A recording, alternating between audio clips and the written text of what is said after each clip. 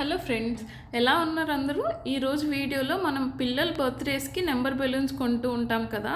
అలా బయట కొనే అవసరం లేకుండా, రూపాయి కూడా ఖర్చు లేకుండా ఇంట్లో ఉండే కాటన్ బాక్స్తో ఎలా మనకు కావాల్సిన నెంబర్ని తయారు చేసుకోవచ్చు ఈ వీడియోలో చూపిస్తాను.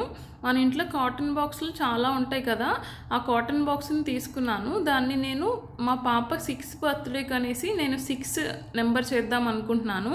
ఫస్ట్ నేను 6 నెంబర్ని చాలా థిన్గా డ్రా చేసుకున్నాను.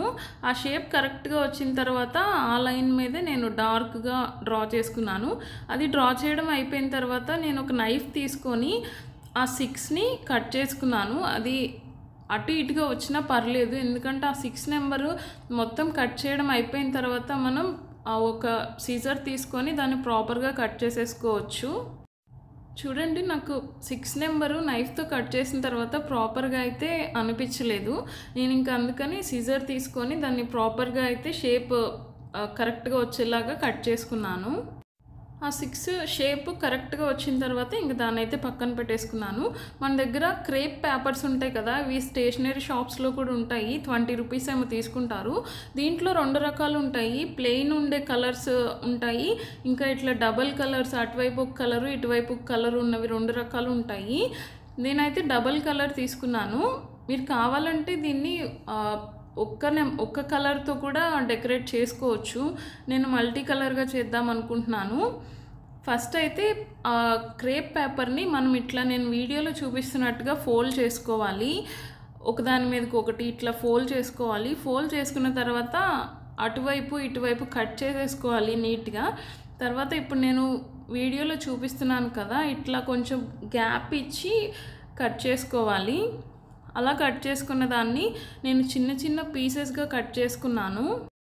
ఇట్లాగా నాకు ఎన్ని పీసెస్ అయితే అవసరమవుతాయో నేను అన్ని పీసెస్ అయితే కట్ చేసుకొని పక్కన పెట్టుకున్నాను. ఇప్పుడు కట్ చేసుకున్న క్రేప్ పేపర్ని 6 నెంబర్కి ఎలా స్టిక్ చేసుకోవాలో చూపిస్తాను. కట్ చేసుకున్నాం కదా క్రేప్ పేపర్ని, దాని మిడిల్లోకి పెన్సిల్ పెట్టేసి అటువైపు ఇటువైపు ఎక్స్ట్రాస్ అంతా నేను పైకి తీసుకొచ్చి ఫోల్డ్ చేసేసాను. నేను వీడియోలో చూపిస్తున్నాను కదా, ఇలా అయితే చేసుకోవాలి. తర్వాత మనం కట్ చేసుకున్నాం కదా 6 నెంబరు, దానికి గ్లూ అయితే అప్లై చేసుకోవాలి.